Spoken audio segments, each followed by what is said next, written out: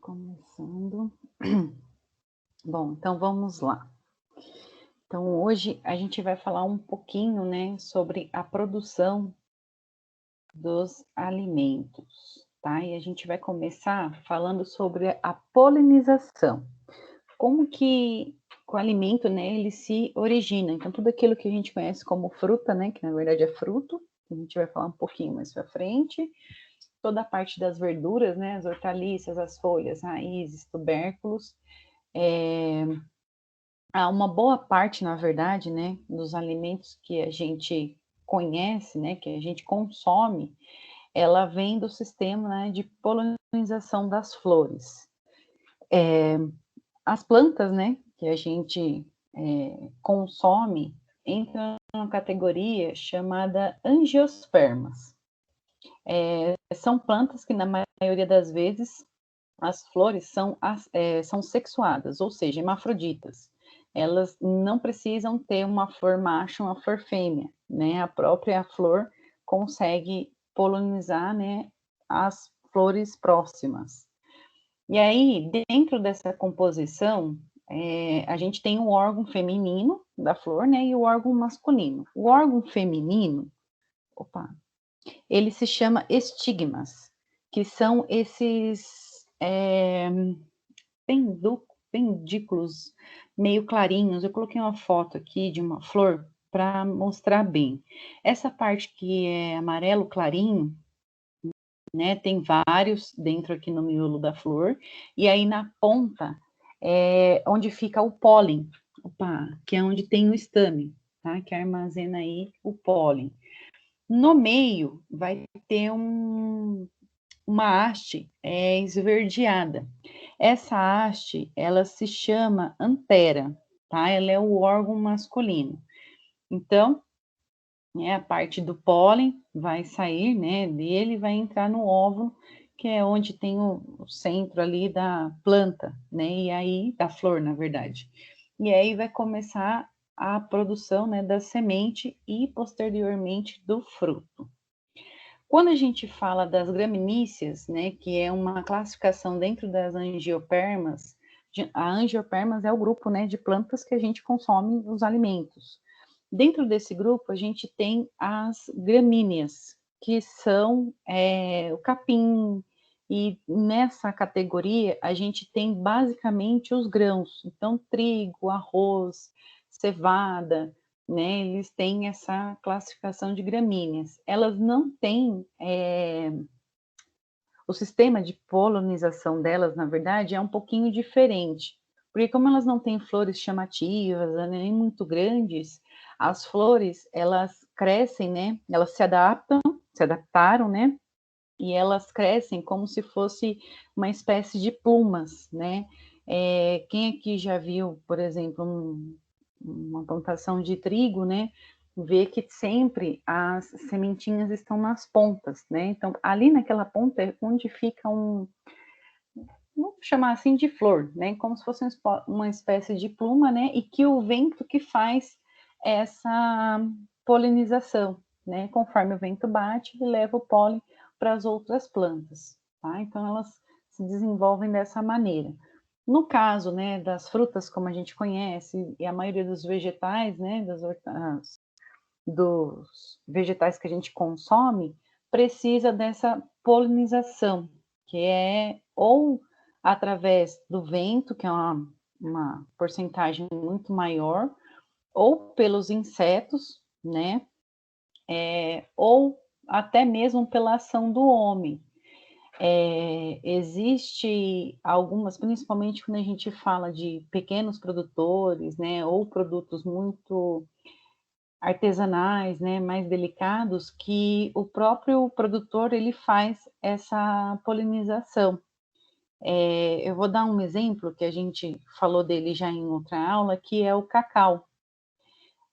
O cacau ele dá uma flor, né, e a flor precisa ser fecundada para poder, né, gerar o fruto. E o produtor muitas vezes, né, quando não tem insetos mais próximos devido, né, aos pesticidas e outros fatores, ele mesmo pega uma espécie de grampo, né, como se fosse um palito, né, de churrasco. Então, ele pega esse grampo e ele passa no pólen e vai passando de flor em flor. E aí ele mesmo faz a polinização. E aí vai gerar os frutos posteriormente, tá? Então, basicamente, para uma grande parte dos alimentos que a gente consome, ele vem desse início, né? A flor ela precisa ser polinizada para poder gerar o fruto lá na frente, tá? Uma boa parte, mais de 90% aí, precisa desse sistema para poder desenvolver o alimento lá na frente. Bom, e aí, chegando... Opa, pulei um aqui. Vamos. Já na formação do fruto em si, né, depois que ele vai se transformando... Opa, voltou. Depois que acontece a fecundação, né, o ovário da flor, ele vai se desenvolver e vai formar o fruto, né, e os óvulos vão se transformar nas sementes. Então, basicamente, né, aquilo que a gente consome da parte carne, né, carnosa da fruta, como a gente chama, é o ovário. E as sementes são os óvulos, né, que é o que vai projetar outras plantas lá na frente, se forem, né, cultivadas. Os frutos, eles vão ter aí a função de proteger a semente, tá? Além de ajudar na dispersão delas. O fruto em si, né, ele é dividido em 3 partes, basicamente. A gente tem o epicarpo, né, que é a parte externa do fruto, ou seja, a casca. A gente tem o mesocarpo, que é uma camada intermediária, ou seja, que é praticamente a parte suculenta do fruto, a parte que a gente consome, que geralmente a gente come. Eu coloquei uma foto aqui de um abacate para a gente poder identificar melhor o que é cada um. E aí nós temos o endocarpo, tá? Que é uma camada mais fina, que geralmente vai ser a semente, tá? Do fruto. Então vai se dividir aí entre a casca, a polpa, basicamente, né? E a semente. Por que a gente sempre cita a casca? Porque a casca, ela é uma parte muito importante no fruto. É ela quem vai fazer toda a parte de defesa, né, daquele alimento. Ela que vai impedir aí que esse fruto, né, sofra alguma deteriorização do ambiente externo, né, e protegendo não só de micro-organismos, mas também de insetos, né, de algumas pragas aí. E aí a gente vai falar um pouquinho sobre isso mais na frente. E aí a gente chega na classificação do fruto em si. Tudo que a gente consome, num termo mercadológico, a gente chama de fruta, tá? Botanicamente falando, né? Fruta não tem significado botânico, não tem um significado. Aquilo que a gente consome, ele é classificado na botânica como fruto. Opa. Ele é classificado como um fruto, tá? Então, né, a parte suculenta que vai originar aí da flor e desenvolver o ovário. Dentro da especificação do fruto, a gente tem algumas classes, né? Na verdade, algumas classificações. A gente tem o... Opa, tá apagando aqui para mim.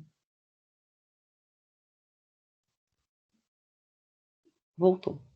A gente tem uma classificação chamada pseudofrutos, né? Pseudofrutos são aqueles que a gente consome a semente, ao invés da parte carnosa, né? Da polpa, da parte suculenta, que a gente denomina aí basicamente como fruta. De exemplo, eu coloquei aqui o caju, porque a parte do fruto, né, que a gente consome é a castanha. No caso do caju, a gente também consome a parte carne, né, a que a gente chama de fruta, que é essa parte suculenta.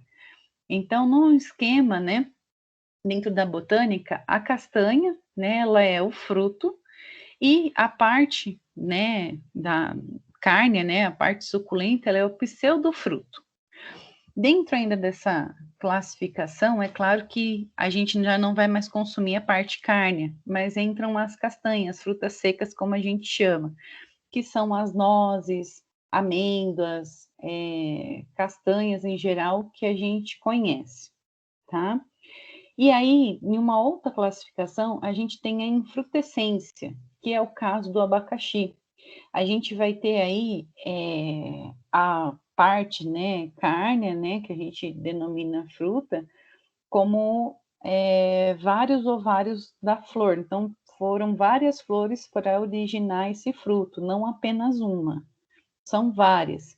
E aí, aqui, né, no esquema, eu coloquei a infrutescência, que é o abacaxi inteiro, e o frutículos, que são cada gominhos desses que a gente vê no abacaxi. Então, ele entra, né, dentro de uma infrutescência, assim como a jaca, né? Se a gente for ver a casca dela também, ela tem vários frutículos, né, vários pedacinhos ali, que formam a infrutescência aí da fruta, né, inteira no final.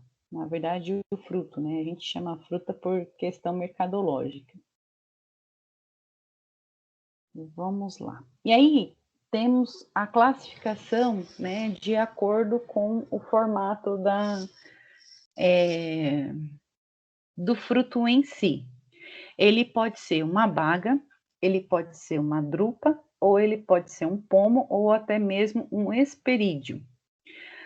Essa classificação, ela entra da seguinte maneira: quando um fruto ele é uma baga, esse fruto ele vai ter uma parte carnosa, né, essa parte suculenta, e ele vai possuir diversos, né, carpelos, que são as sementes, tá?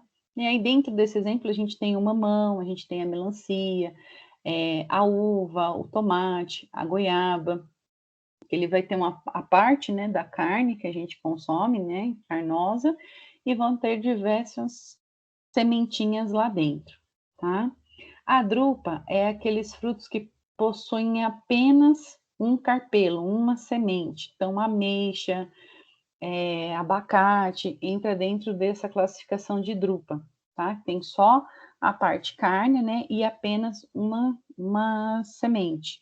A cereja, né, a azeitona, o pêssego, e geralmente essa semente, ela não tem essa parte, né, da membrana de proteção gelatinosa, né, ou mais moliente. Ela vai ter essa parte bem rígida, né? A gente, não sei se vocês já abriram, né, por exemplo, um caroço de manga, né? Se a gente já pegar uma manga brotando, a gente vê que a semente mesmo, ela tá dentro desse espaço, né?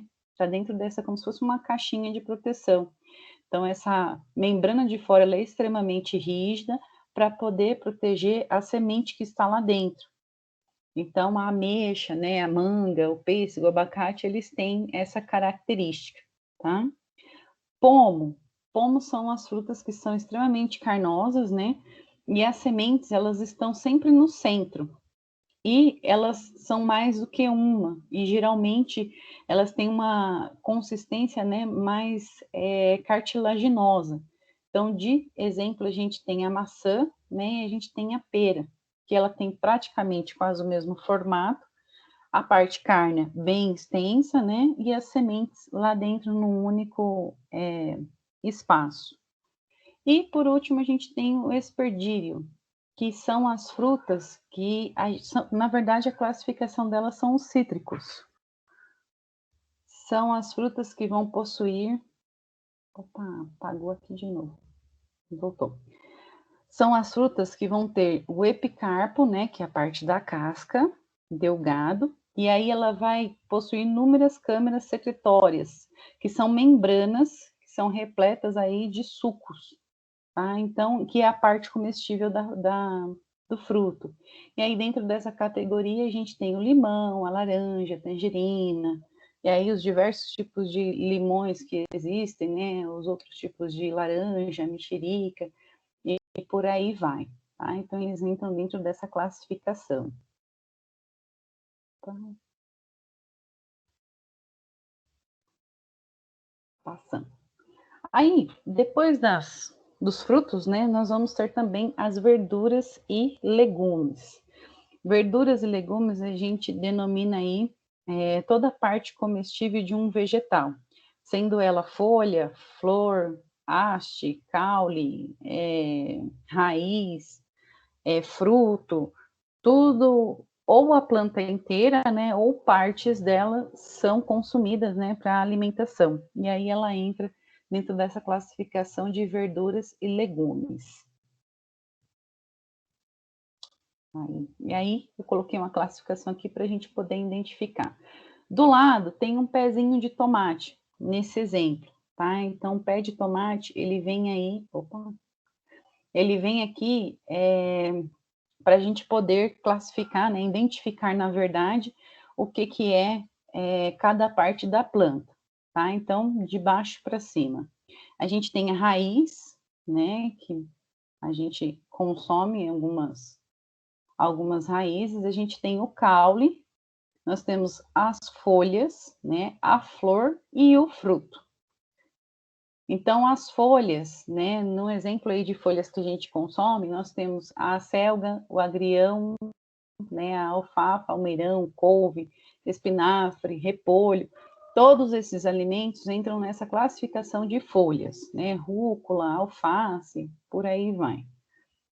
Sementes, né, é aquela, né, a parte que a gente tem aí a ervilha, o milho verde, a vagem, o feijão, né, são as sementes da planta, né, que a gente consome do vegetal. Nós temos as raízes, né, e tubérculos, que aí a gente tem beterraba, cenoura, mandioca, rabanete, batata, né, batata doce e outros. Os bulbos, né, que aí é como se fosse entre a raiz, né, e entre o caule. Então, a gente tem o alho, a cebola e o alho poró, tá? Que entram nessa categoria de bulbos.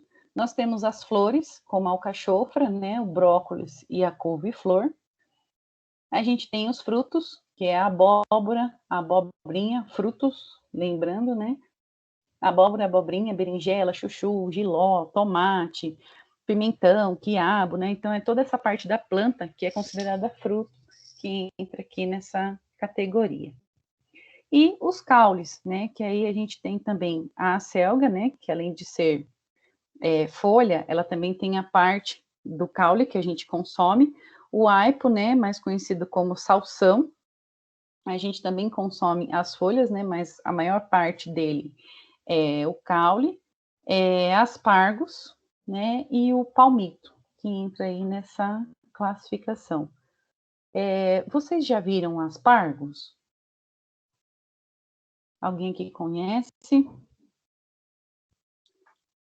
Só ouvi falar, só. Eu não coloquei aqui, mas depois eu vou postar, eu mando para vocês por curiosidade, tá? Uma plantação de aspargo é muito engraçada, porque o aspargo, gente, ele é praticamente só o caule, né? Ele não tem muita folha. A folha dele é muito, muito curtinha, quase não dá para ver. E ela é bem colada, assim, né? Entre aspas, no caule. Então, quando você vê uma plantação, né? Parece um monte de toco, assim, de árvore enfiada na terra, porque ela não tem folhagem, né? Só aquela partezinha mesmo do caule. Eu vou mandar para vocês verem, porque é uma plantação meio curiosa. E aí a gente tem a composição dos alimentos, né? Então, isso só a parte, né, do reino vegetal.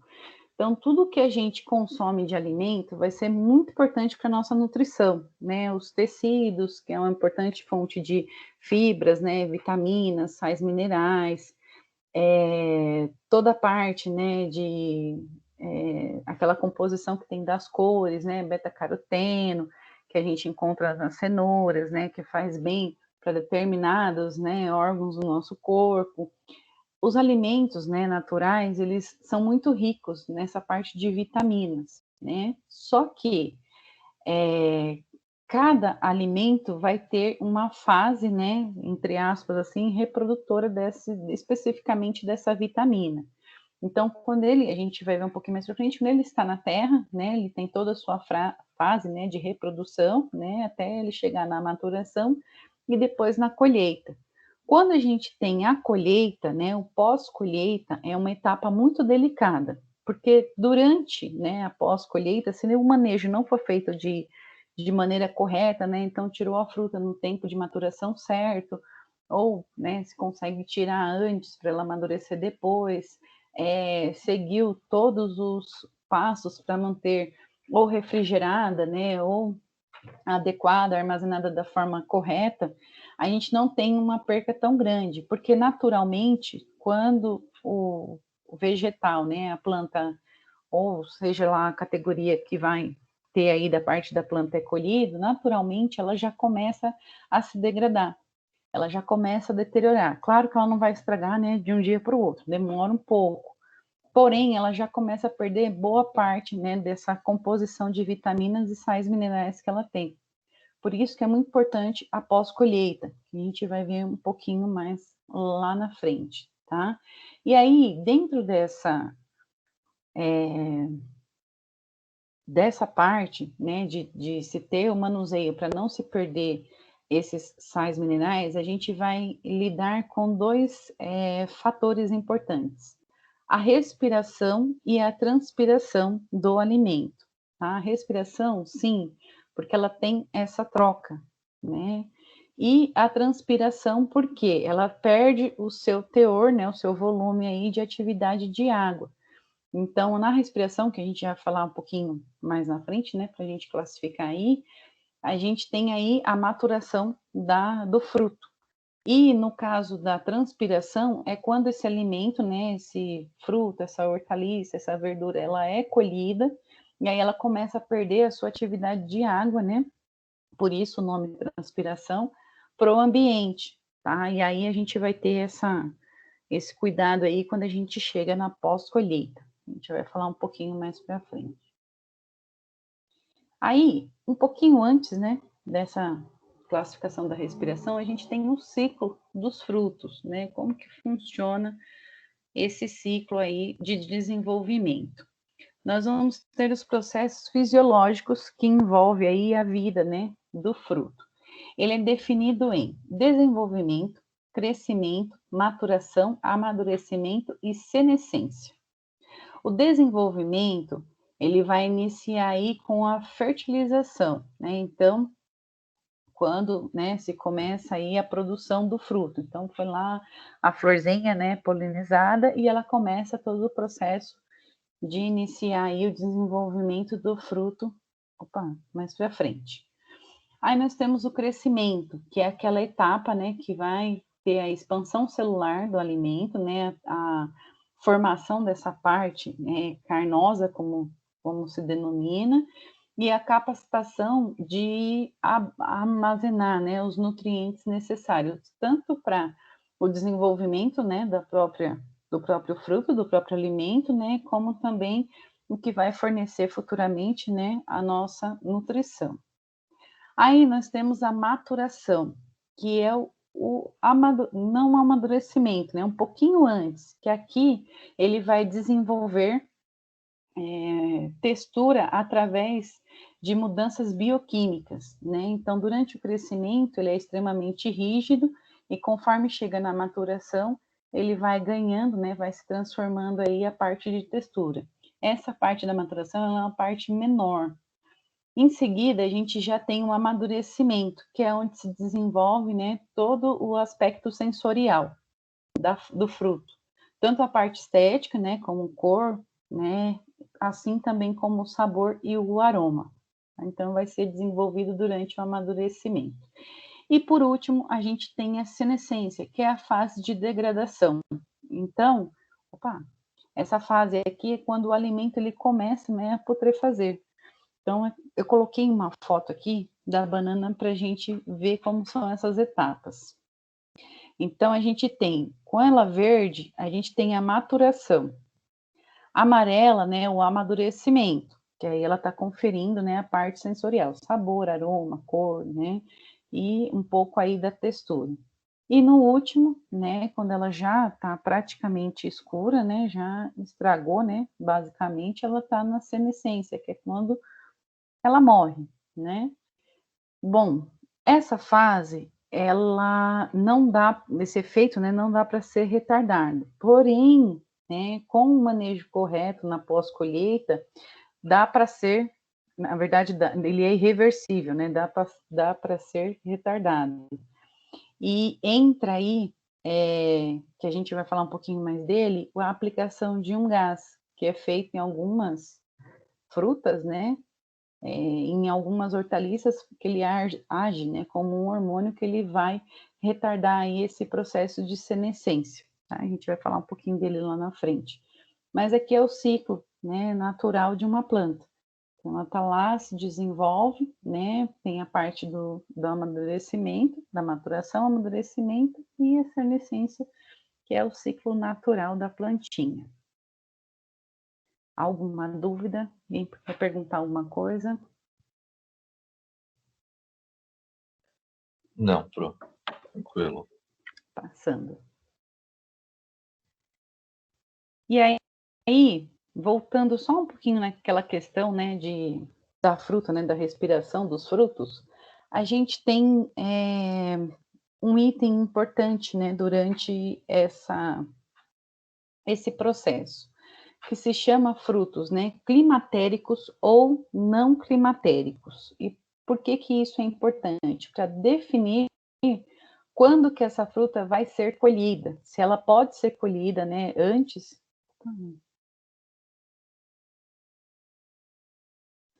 Se ela pode ser colhida antes, né, de amadurecer, né, de chegar lá na cor, né, no tom dela, ou se ela pode ser colhida antes. Então, o que que acontece? No caso, né, dos frutos climatéricos, eles vão acompanhar aí, a maturação, ela acompanha, né, o aumento respiratório. Ou seja, ela pode ser colhida, né, sem estar na cor, né, ela pode ser colhida verde, né, sem estar madura, porque fora da planta, né, ela vai continuar esse processo, então ela vai amadurecer. Os frutos, né, não climatéricos, eles vão ter um decréscimo na respiração. Assim que eles são tirados da planta, né, eles param o processo de amadurecimento. Ou seja, eles só podem ser colhidos quando eles já estão maduros. Senão, eles não vão conseguir cumprir essa etapa fora da planta, né? Eles não têm esse ciclo de respiração. Por isso que eles são chamados de não climatéricos. Tá? Voltando. E aí tem o caso do morango, abacaxi, alixia, abobrinha, né, figo, pepino, né, framboesa, abóbora, que só podem ser colhidos quando eles chegam no estágio aí de amadurecimento. Tecnologicamente falando, né, qual a importância? A importância é quando que vai definir a colheita e se esse fruto ele pode passar, ele pode ser colhido ou não. No caso das frutas, né, que são climatéricas, elas recebem o elitinum, que é elitileno, se eu não me engano, eu vou lembrar o nome dele, que é um gás, né, que ele é um tipo de hormônio. O que ele vai fazer? Ele vai retardar aquele processo para não chegar no apodrecimento, né? Vai passar do amadurecimento, ela vai começar a estragar. Ele retarda esse processo. Por isso que a gente compra uma banana verde, por exemplo. Eu coloquei sempre o exemplo da banana porque é a fruta que a gente mais ouve falar sobre esse sistema. Mas vários alimentos, né, passam por esse sistema. Esse gás ele é lançado, né, nesses frutos e aí ele vai retardar esse processo. Ou seja, a gente vai conseguir comprar essa banana e ela ainda vai demorar um pouquinho para amadurecer. Aqui eu coloquei uma foto que é um exemplo da banana que passou, né, por esse processo e outra não. As duas têm o mesmo tempo, né? A gente vê aí como que a do lado direito ela amadureceu extremamente rápido, né? Tanto que ela já está até com aquelas pintinhas amarronzadas. que já vai dando indício aí que ela está começando a estragar, né? Então a gente vê a diferença como é, né, gritante assim. E isso só pode ser desenvolvido, né, por causa da tecnologia. Então existem vários estudos que a gente vai falar um pouquinho mais à frente que faz com que se consiga meios, né, técnicas, equipamentos, produtos para conseguir manter esse pós-colheita num tempo maior, para que aquele alimento ele consiga chegar na mesa do consumidor com as características, né, originais, né, de quando ele foi colhido. Vamos lá. E aí a gente entra já um pouquinho nesse campo da microbiologia dos alimentos. A microbiologia ela é a ciência que estuda, né, o comportamento do alimento, desde quando ele é originário lá, né, que ele é semente, até ele chegar na nossa mesa. Para que isso? Para que se consiga meios, né, de manter esse alimento aí por mais tempo, que consiga fazer com que ele não seja, por exemplo, atacado por fungos, né, que estude as bactérias que estão no solo, porque o solo é muito rico em bactérias, né, que consiga aí ajudar esse alimento a se defender sozinho, né, que é o caso aí dos estudos que vem ganhando muita força de uns tempos para cá. Com toda essa questão que a gente vê, né, de agrotóxicos e tudo mais, né, o Brasil tem um estudo da ONU, né, e de outra associação mundial, né, que diz o seguinte, que o Brasil ele está no ranking aí dos países que mais consomem agrotóxicos, né? A gente tem uma quantidade muito grande e a preocupação maior, além de ser uma quantidade assim absurda, é o manuseio, né? Então é um grande volume com muitas pessoas que aplicam sem um manuseio correto, né? Então a gente teve aí já vários casos, já saiu até na TV também, do pessoal que acaba aplicando sem saber a quantidade, né? E como, né? O tempo de estação, né? De um para o outro para você poder aplicar. Então, além de ser um uso muito constante, né, e muito grande, também não tem o bom uso, né? A gente tem aí um mau uso, né? O uso sem nenhuma, como é que eu posso dizer, nenhum treinamento, né? E isso acaba prejudicando mais ainda essa questão. Então, dentro, né, da microbiologia, a gente vai ter aí os agentes de deteriorização, né, os deteriorantes dos alimentos, os agentes que causam doenças, né, que são os patogênicos, e os agentes produtores de alimentos, que são os transformadores, que a gente vai ver um pouquinho sobre isso. Então, a microbiologia, ela vai estudar todos esses campos, né, ela vai fazer essa pesquisa para poder auxiliar da melhor forma possível, né, como que vai ser o manuseio desse alimento, né, desde a plantação dele, a colheita, pós-colheita, que é muito importante, que é aquela parte que a gente tem um cuidado extremamente maior, até chegar na mesa do consumidor final. Então, em uma categoria, né, básica, assim, a gente vai ter primeiro o alimento deteriorado, né, que é o alimento que pela ação dos micro-organismos, né, deteriorantes, ali do próprio alimento, né, da própria árvore, da própria planta que ele está, vai fazer com que ele se deteriore muito rápido, tá? Se tornando aí impróprio para o consumo. Então, eu coloquei aqui uma foto, né, de uma mexerica, que ela está no auge, né, da maturação, depois ela começa a se degradar, né? Então ela começa, né, ficando murcha, perdendo a atividade de água, né, até ela ser ocupada por fungos e aí ela já está totalmente, né, podre, né, como a gente fala. Esses agentes, eles vão alterar aí o odor, a cor, né, o aspecto, o sabor e a textura desse alimento, né? E como que a ciência entra, né, nessa questão. ela vai estudar esses micro-organismos, né, para ver como que eles agem dentro desse alimento, para que ela consiga retardar esse processo. Então, já se tem algumas pesquisas que é um campo que nunca para, né, está sempre em constante crescimento. Dos próprios micro-organismos sendo usados, né, para proteger a planta, né, de pragas.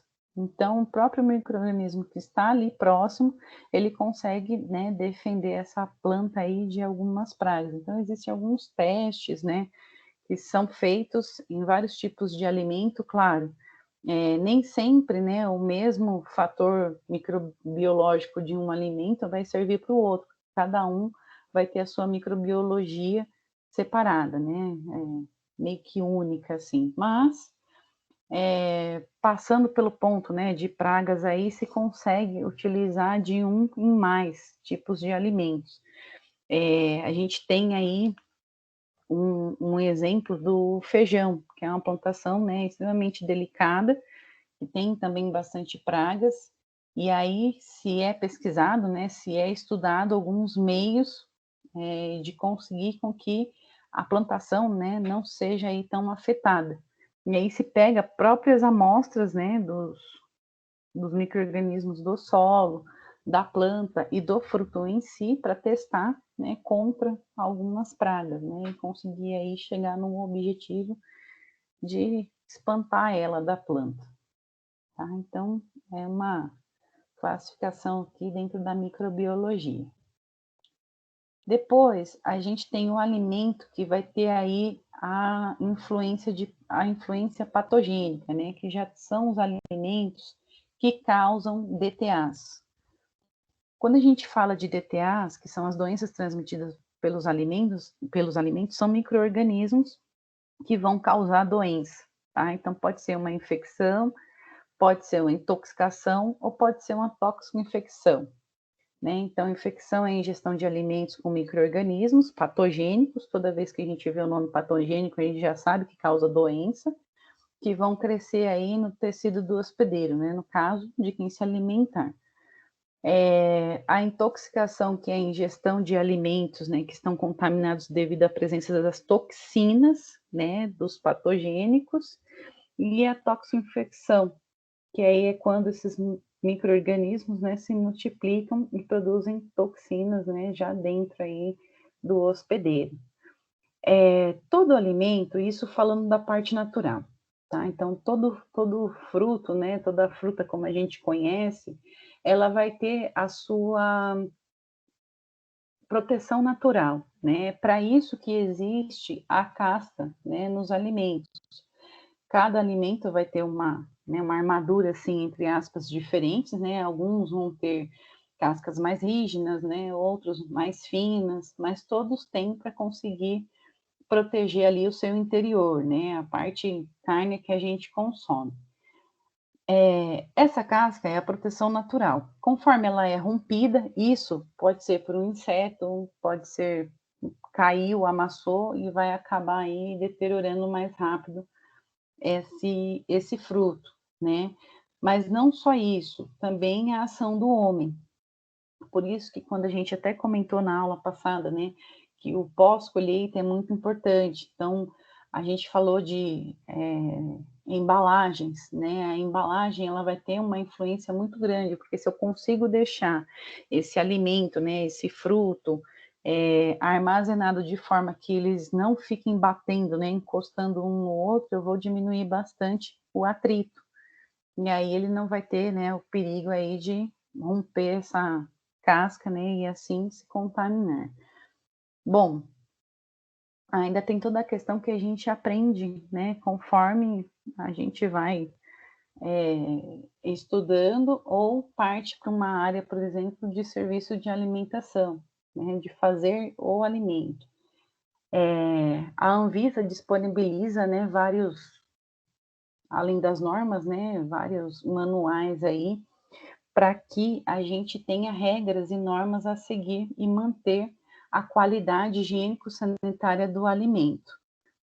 Às vezes a gente fala esse tema, né, e parece um tema, assim, meio chulo, né, poxa, mas é uma coisa muito básica. Mas ainda a gente não vê isso, nas cozinhas, tá. Isso já partindo para a parte da produção de alimentos em si, de uma forma geral. As pessoas têm uma dificuldade muito grande, né, de cumprir regras. Esse é o básico. Muitos estabelecimentos também não fornecem treinamento, né, para os seus funcionários. E isso é um problema muito grande. Por quê? A gente tem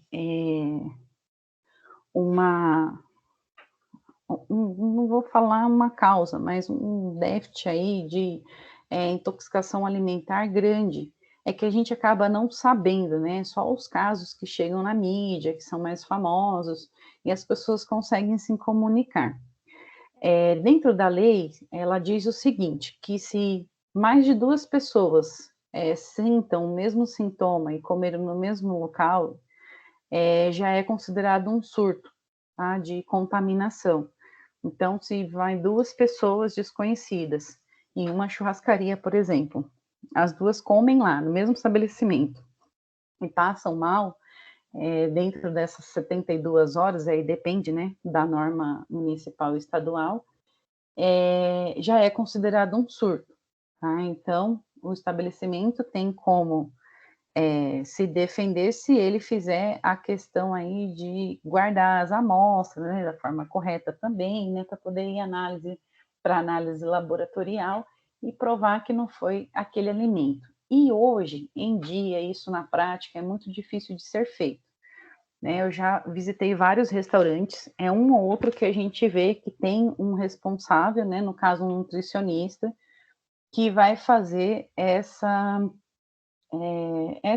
manutenção, né? Então ele vai ficar atento aos treinamentos, à manipulação de alimento correta, para evitar as causas aí de contaminação, né? Tanto físicas, químicas, né? Ou biológica. Então aquela parte que a pessoa já, a física, a gente já considera aí a higiene pessoal, né? Porque imagina que um fio de cabelo cai dentro de uma comida, isso é uma contaminação física, né? Pode cair um fio de cabelo, até pode sair voando de alguma, sei lá, de uma roupa, um uniforme que a pessoa trocou e não viu que caiu um fio de cabelo. Mas se ela já toma os cuidados para que isso não aconteça, né? A probabilidade de cair um fio de cabelo lá na produção é muito menor. Então, o treinamento ele começa desde a hora, né, que o funcionário praticamente sai de casa. Então, desde chegou no local de trabalho, vai trocar a roupa, né, que é uma coisa que a gente não vê.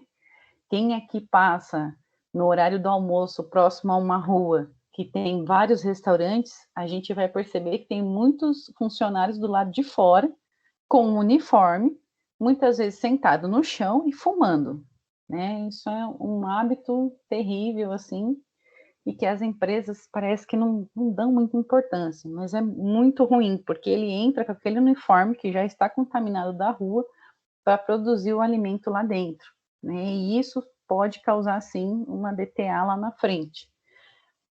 A manipulação do espaço, né? Você tem normas onde vai ficar cada tipo de alimento para que não se tenha aí a contaminação cruzada, tanto o alimento que entra como o que sai. Isso é a questão do alimento que está chegando, né? Eu estou recebendo esse alimento, eu tenho temperatura para poder receber ele, eu tenho diretrizes de como eu vou acondicionar esse alimento, se ele vai entrar e já vai direto para a produção, como que ele vai, para onde que ele vai, né? Então, o correto é, eu recebi um alimento num restaurante, estou recebendo um fornecedor. Se for um refrigerado, eu preciso, né, aferir a temperatura para ver se está dentro, né, da qualidade aí de refrigeração. Depois que eu receber ele, ele vai ser encaminhado, né, ou para porcionamento, né, ou vai ser guardado também em refrigeração. Se eu recebo hort, né, que é o hortifruti, que vem toda essa parte de vegetais, né, e de frutas que a gente compra. Geralmente, quando não vem em caixa plástica, que é denominado pela Anvisa, a gente vê muita caixa de madeira e papelão, porque é um material mais barato. E quando ele chega no nosso estabelecimento, a gente tem que trocar imediatamente. E o correto é que ele já seja higienizado antes de entrar na câmara, na geladeira e por aí vai.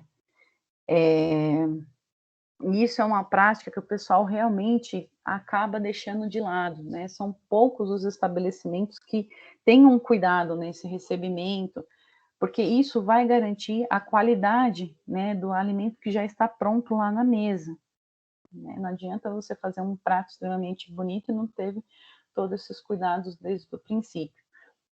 Eu vou citar um exemplo aqui que eu tive na pele, que teve uma época, né, que eu era compras de um restaurante, eu trabalhei na parte administrativa e eu trabalhei nesse campus aí da compras. Então, eu fazia parte de requisição de alimento, cotação, visitava fornecedor, recebia, né, fornecedor e recebia tudo que entrava dentro do restaurante. E eu lembro que um dia a gente fazia uma cotação e nós tínhamos lá os nossos fornecedores A, B e C. E eu lembro que um dia o dono me ligou e falou assim: Auri, eu vi aqui que você manda a cotação e você sempre compra no A, né? O B, ele é um pouco mais em conta. Aí eu falei: ele é. E por que você compra no A? Eu falei: então, porque ele vem dentro das especificações que eu preciso. O caminhão é refrigerado, o funcionário vem uniformizado, ele não fica carregando o lombo, né, do boi nas costas, né? Ele traz na caixa tudo bonitinho.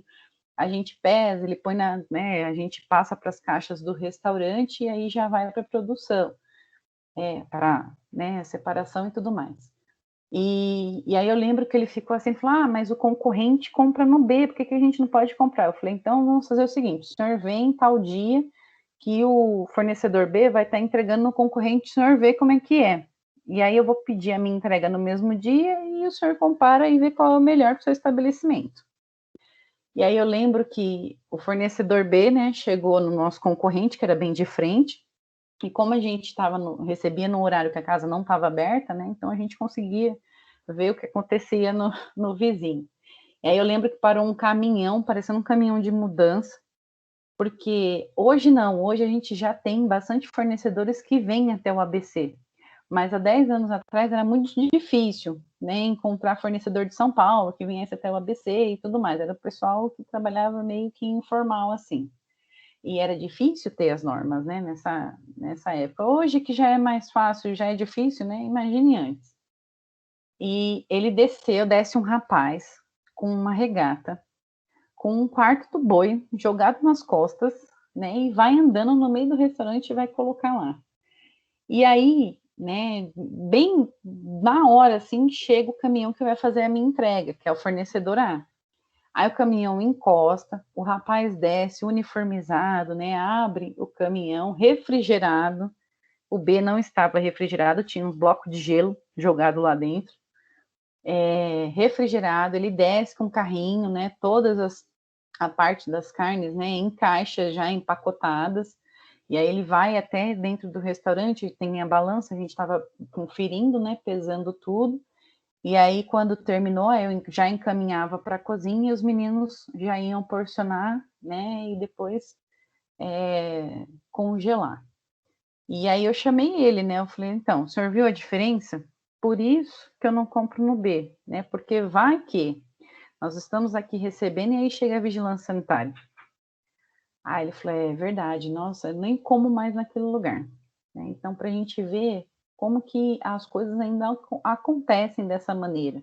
E isso foi, né, de quase 10 anos atrás, uns 8, 9 anos atrás. Mas hoje a gente ainda vê, é muito comum, né? As pessoas não têm esse cuidado, né, com o alimento. E isso é muito importante. A gente vê vários microsurtos, né, acontecendo nos lugares e acaba não indo para a mídia, né, mas a gente sabe que até a gente mesmo passa mal, né, e acaba não sabendo aonde passou mal, porque o micro-organismo tem o tempo de incubação, né, então às vezes você vai comer alguma coisa que só vai te fazer mal daqui a 72 horas. Então, por isso que a gente precisa estar muito atento, né, ao que a gente consome na rua, né, e como que esse alimento ele é preparado. Eu tenho muito hábito de cobrar muito isso, não só dos alunos, mas todos os funcionários que eu já trabalhei na vida e eu trabalho, porque a alimentação ela é um ato muito importante, né? A gente faz, né, cozinha para outras pessoas e o alimento vai para dentro da gente, né? Então, se a gente não tiver esse cuidado, né, como vai ser? Então, é um adendo aí dentro dessa parte aí da contaminação, né, dos alimentos. Essa questão de DTAs, que é uma parcela dentro da alimentação muito importante, que as pessoas muitas vezes não levam a sério, né? A gente vê pelo descuido, né, pelo descaso da manipulação aí dos alimentos. É isso. Alguém tem alguma dúvida? Quer perguntar alguma coisa? Quer comentar?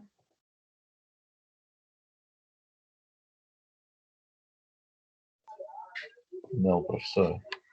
Então, passando. Só até essa questão de contaminação, né, já falando de doenças, hoje eu estava até lembrando um caso, eu tenho uma conhecida que ela comeu fora um lanche, ela falou, sempre comi fora, nunca tive problema, isso já faz um tempinho já. E ela comeu um lanche e ela passou mal, né? Ficou um mês internada passando mal, ninguém sabia o que ela tinha. E depois que ela fez alguns exames, né, mais minuciosos assim, descobriu que ela estava com salmonela. E no caso dela foi tão grave que ela perdeu uma parte do intestino e do estômago. E ela desenvolveu intolerância à lactose. Tudo isso porque ela comeu um lanche e ele estava contaminado por salmonela. Então, para a gente ver, né, como, né, uma coisa assim teoricamente inofensiva pode levar a problemas, né, maiores lá na frente. Então, um dos casos que eu sempre conto assim para o pessoal ficar meio, né, já prestar muita atenção no que está fazendo. Vamos lá, estamos passando. E aí, nós temos o alimento transformado, né? O que é esse alimento transformado? É o alimento que ele vai sofrer a influência, né, dos micro-organismos, porém de uma maneira benéfica, né? Então, toda aquela gama de alimentos que a gente tem fermentado, iogurte, alguns queijos, alguns produtos que vão ter esses micro-organismos ainda ativos, né? Não é como no caso de um pão. O pão, a gente coloca a levedura, ele faz o processo de fermentação, mas depois que a gente assa, ele morre, né? Quando a gente fala de alimento transformado é aquele alimento que ele ainda carrega essa microbiota dentro dele, na sua composição. Então, iogurte, né? Aqui eu coloquei a foto de um chucrute, que a gente já vai ver o que é, que tem aí uma quantidade de micro-organismos que vão ser benéficos para a nossa saúde, né? Principalmente para a flora intestinal, né? Que se fala bastante, né? O intestino é onde está aí a maior parte da nossa saúde. E aí a gente fazendo essa manutenção, né, a gente consegue ter uma vida, né, saudável muito melhor. Essa transformação ela ocorre de maneira natural, né? Então, claro que por mais que eu tenha um iogurte aí industrializado, mas aquele micro-organismo, né, que tiver lá dentro, ele fez essa fermentação naturalmente e ele continua lá. Um exemplo, né, os leites fermentados, né? Então, chutar aqui a marca do Yakult, né? Leite fermentado, ele tem uma concentração de micro-organismo ativo, né? Que fez a fermentação do leite e continua lá. E aí, claro, depois de ser ingerido, ele vai fazer muito bem para o nosso organismo. A gente tem aí alguns alimentos fermentados, como no caso aqui dessa conserva, né? Que é o chucrute, que a gente faz uma desidratação das folhas do repolho e depois ele vai ser armazenado e fica por um tempo para poder sofrer a fermentação. A gente tem aí o kefir, que é aquele bichinho, como a gente chama, né, entre aspas, assim, que o pessoal cria em casa, né, vai alimentando com leite e toma esse leite que está rico, né, em micro-organismos vivos. A gente tem as kombuchas, né, que é aquele entre aspas, refrigerante natural, né? Então, o pessoal pega um micro-organismo também cultivado até em casa e coloca suco, né? Ou coloca, vai alimentando ele com suco e ele vai fazendo o processo de fermentação que vai produzindo os gases, né? Então, também tem uma concentração de micro-organismo, né, dentro dessa bebida, tá? Então, eles são benéficos para a nossa saúde. E aí, passando. Dentro, né, dos micro-organismos aí, a gente tem 3 classes, que são as leveduras, né, as bactérias e os fungos. Opa, vamos lá. Nessa classificação, as leveduras, né, são aqueles tipos, é o tipo de micro-organismos que faz efeitos benéficos também para alguns alimentos. Eles não chegam, né, a estar vivos quando a gente consome, mas ele já teve esse tempo, né, conseguiu transformar esse alimento. Então, as bebidas, né, no caso aí da cerveja, isso as bebidas fermentadas no geral, onde a gente viu lá na parte de bebidas, né, que são as leveduras. Então, a levedura que produz a cerveja, produz o vinho, produz o saquê, que são as bebidas aí, algumas fermentadas. Suplementos alimentares, né, que são algumas bebidas lácteas que eu tinha comentado, a parte do chucrute, todos esses fermentados posteriormente.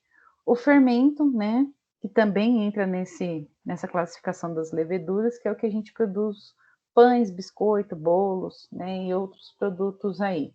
Então, são micro-organismos, né, que eles são benéficos, né, para a nossa saúde, né, não só para a saúde, mas para a produção de vários tipos de alimentos.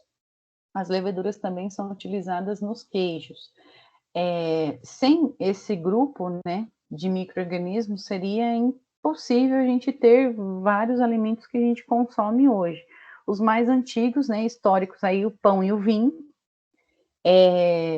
a produção, né, de queijos e outras bebidas, então seria bem difícil ter aí essa produção. Depois deles, a gente tem as bactérias, tá? Que aí a gente também tem as benéficas, né, e as maléficas. Aqui são todas as partes benéficas. As bactérias, né, que vão fazer aí a transformação da carne em salames, que é aquela categoria de conservação que a gente chama de curados, né? Então, para quem lembrar que a gente falou em aula, então são as bactérias aí que vão transformar aquele produto A no produto B. Os vegetais, no caso dos picles, né?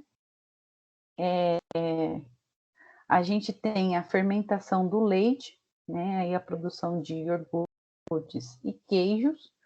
Aí dentro da classe dos fungos, nós temos os queijos. Então, quando a gente fala, por exemplo, de gorgonzola, que é aquele que tem a espécie do fungo que dá aquele tom azulado e dá a característica, né, aroma, sabor, né, toda essa parte sensorial para o queijo lá no final.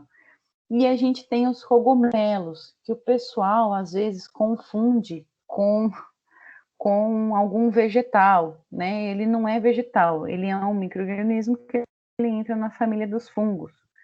E aí ele também é bastante consumido. Então a gente tem champignon, shiitake, mas hoje em dia já tem diversos tipos de cogumelos. Eu não coloquei aqui, mas eu coloquei a foto. Isso aqui que vocês estão vendo, que parece uma pedra, né? Que ela é bem escura e tem umas lascas do lado, se chama trufa, tá? Ou tartufo. A trufa, então, diferente daquela que é de chocolate, essa trufa aqui, ela é uma espécie de fungo que ela desenvolve em algumas regiões, ela é muito específica, ela se desenvolve em algumas regiões da Europa, né? Ela é uma simbiose com algumas raízes de algumas árvores. E ela gera esse tipo de fungo, ele é considerado uma iguaria, né? Ele está entrando até em extinção, e ele também só dá, né, em algumas épocas do ano. O pessoal não tem como cultivar, ele não é como um shiitake ou um cogumelo, que a gente consegue cultivar ele, né, em câmaras e tudo mais. No caso da trufa, não, tá? Ela só nasce em algumas raízes e ela é colhida, ela tem um tempo de vida muito curto, né, se ela não for desidratada. Em algumas regiões da Europa, ela é usada in natura mesmo. Geralmente, as que chegam aqui no Brasil, né, ou elas já estão, né, no estágio meio que aí intermediário, né, já se deteriorando, ou ela vai ser transformada em um subproduto. Então, ela entra aí para saborizar um azeite, uma manteiga, ou qualquer outro óleo para que se tenha aí um pouco desse sabor. É uma iguaria extremamente aromática, ela tem uma composição, assim, de aromas muito curiosos. A gente não consegue definir ela num sabor único. Ela tem uma junção, assim, quando você corta, a gente sente um leve aroma de gás de cozinha mesmo. Quando você experimenta, ela lembra um pouquinho o sabor de defumado, com alho, uma leve picância, né? Meio que um adocicado no final. Ela é um sabor extremamente diferente. E é muito curioso o processo, né, de retirada dela. Antigamente se usavam os porcos, né, o animal, né, o porco, ele tem um olfato muito apurado, extremamente apurado, então ele conseguia detectar a trufa, ela fica nas raízes das árvores, né, então ela está abaixo do solo, ele conseguia detectar a trufa de longe, então ele corria e começava a cavar, porém ele comia, né, se não tivesse a habilidade de tirar ele rápido, ele acabava comendo. E aí os porcos foram substituídos por cães, né? Tem uma determinada raça de cão que ele é treinado, né, para poder caçar, entre aspas, aí as trufas. E aí o pessoal, né, que tem, vamos supor, terras, né, onde se produz, onde se tem, né, esse tipo de iguaria, eles acabam não plantando e aí eles usam só para essa atividade. Então, determinadas épocas no ano, eles vão lá e faz a caça, né, entre aspas, assim, das trufas. E aí, assim que ela é retirada do solo, né, ela tem poucas horas para ser vendida para poder começar o consumo dela, senão ela se deteriora muito rápido. E o único meio, né, de dar essa vida longa aí de prateleira é fundindo ela a outros alimentos, então óleos, azeites e manteigas aí para conseguir guardar esse sabor, tá? Então, um item aí de curiosidade. Gente, eu vou pedir para vocês assistirem o link, eu vou tentar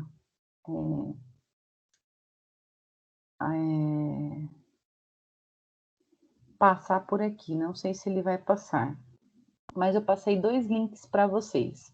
Um é sobre os alimentos probióticos e o outro é do chucrute. Eu vou pedir para vocês assistirem e assim que vocês terminarem, vocês me dão um retorno aqui, por favor.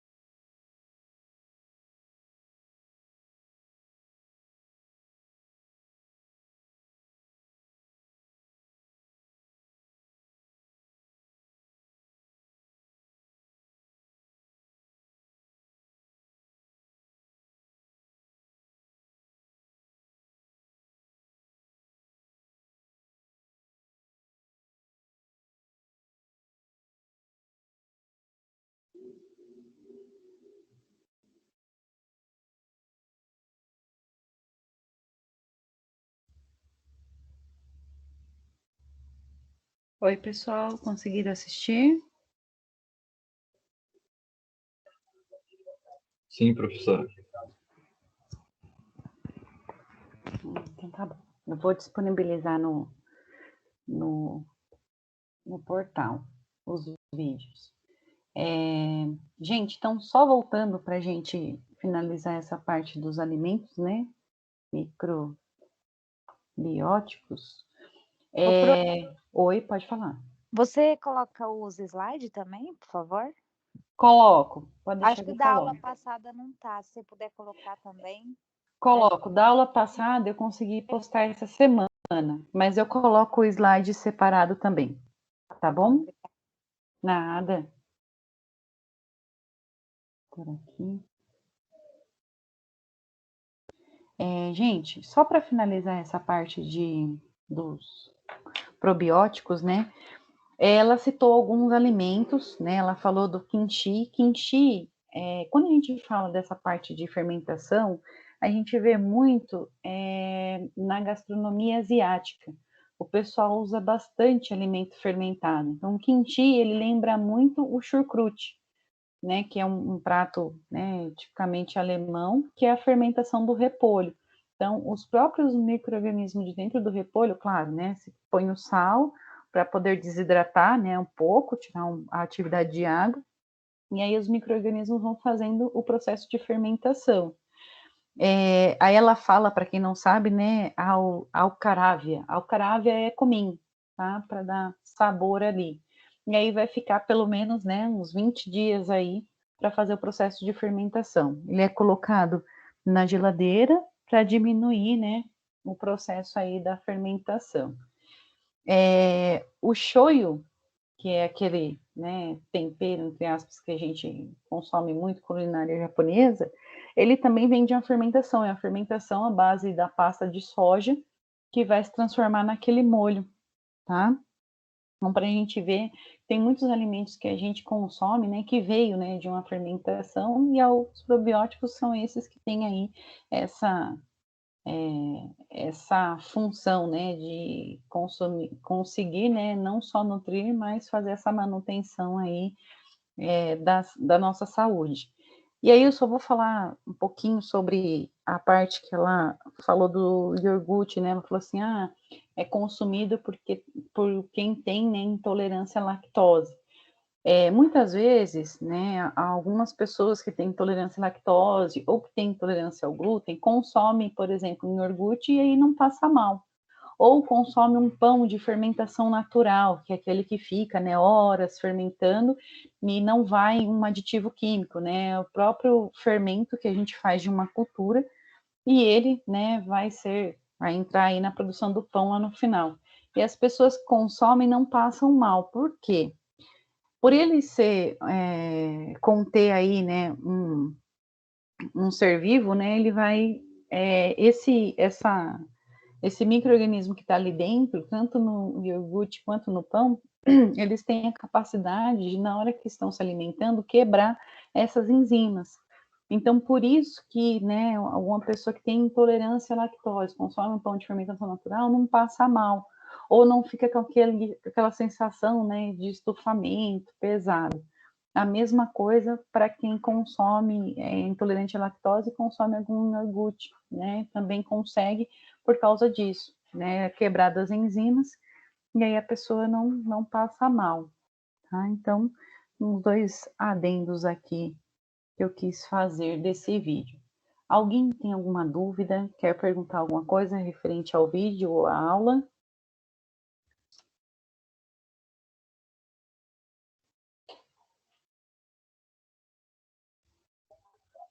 Não, professora, tranquilo. Não, tranquilo. Então, deixa eu já parar aqui a gravação, que aí eu já passo os recados.